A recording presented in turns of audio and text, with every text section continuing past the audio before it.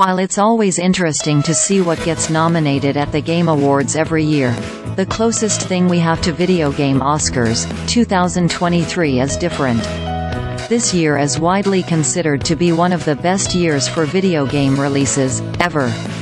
Possible in 2 decades or so at least, given the scope and quality of games that have been released.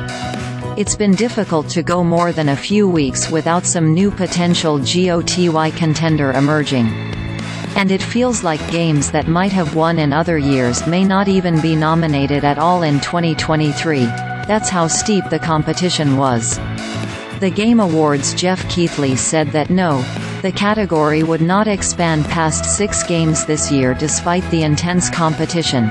And we now have our 6 nominees based on the wide media pool asked for their choices. And it goes without saying there may be a few games you thought would be sure things that have been left off the list completely. We have.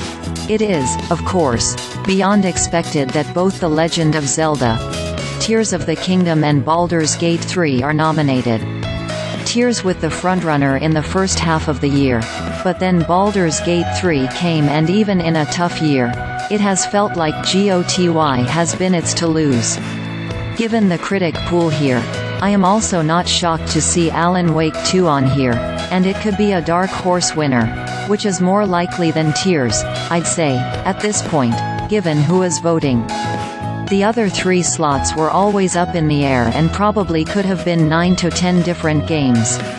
Instead we have Marvel's Spider-Man 2, Super Mario Wonder and Resident Evil 4. I cannot say that I am shocked about any of these, though obviously there are a number of high-profile games left out here. Given the reception to Mario Wonder, it's not a stretch that both it and Zelda would be nominated. Spider-Man was a wide-reaching, accessible hit and probably the most mainstream game on the whole list here. Peter Parker himself, Yuri Lowenthal, also got a Best Performance nomination.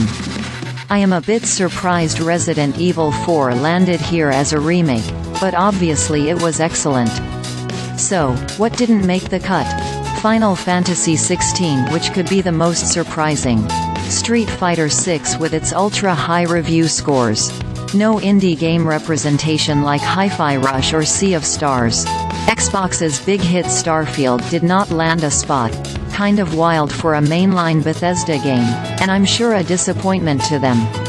Hogwarts Legacy of course wasn't going to get one despite potentially being the best-selling game of the year and well-liked by fans.